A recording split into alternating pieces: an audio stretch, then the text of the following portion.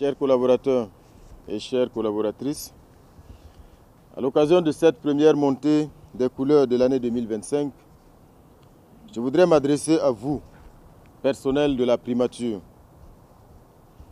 Je vous présente mes vœux les meilleurs pour cette année et que 2025 soit une année pleine de grâce pour chacun de nous. Que cette année scelle le retour définitif de la paix, de la cohésion sociale et de la sécurité sur l'ensemble du territoire national.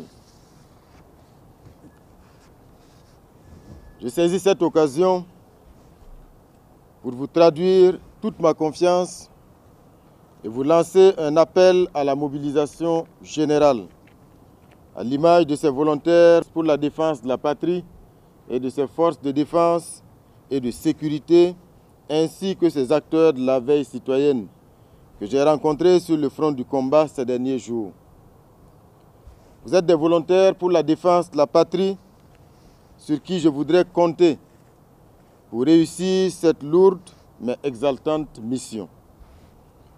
Lors de ma déclaration de politique générale, j'ai annoncé des actions à venir pour le bonheur de nos populations et j'engage ici chacun individuellement et collectivement à se mobiliser pour m'accompagner à coordonner, à suivre, à rectifier souvent les nombreuses actions énoncées. En plus de vos qualités professionnelles, je voudrais vous interpeller sur 3 valeurs cardinales à intégrer dans chacun de vos gestes ici à la primature, à savoir l'exemplarité, l'engagement et la célérité.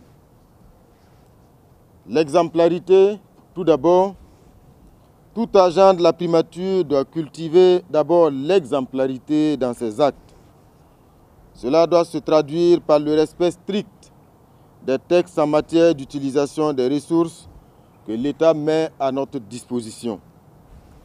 Je vous exhorte donc à éviter la lenteur, le blocage intentionnel des dossiers, la centralisation excessive des informations autour d'une seule personne, car nul n'est indispensable.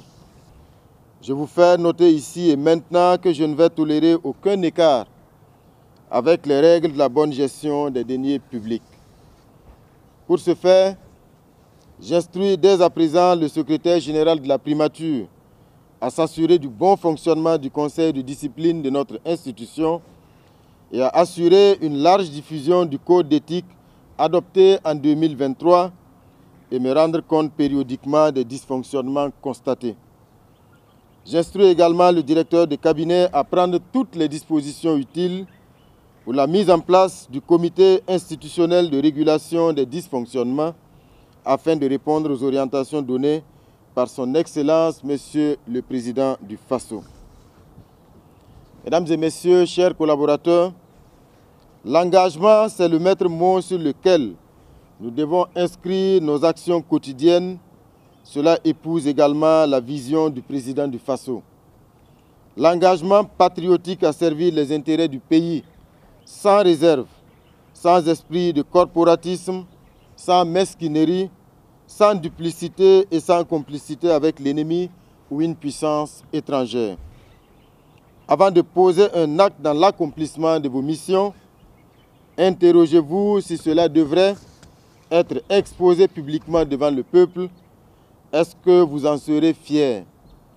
Je vous engage donc à travailler quotidiennement pour le peuple, de sorte qu'au bilan de votre carrière, l'on puisse parler de tous et de chacun comme d'un bon travailleur qui a bien exécuté avec détermination et dévouement ses tâches.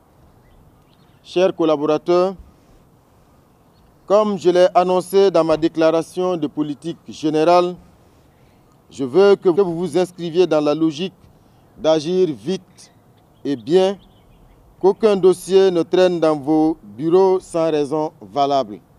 Il s'agit là donc de la notion de célérité. Et pour clore mon propos, je vous renouvelle mes vœux les meilleurs pour 2025.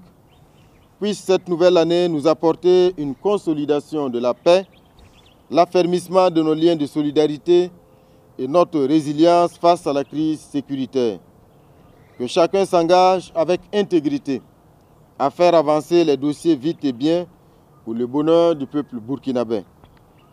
Vive le Burkina Faso libre, indépendant et souverain. La patrie ou la mort, nous vaincrons.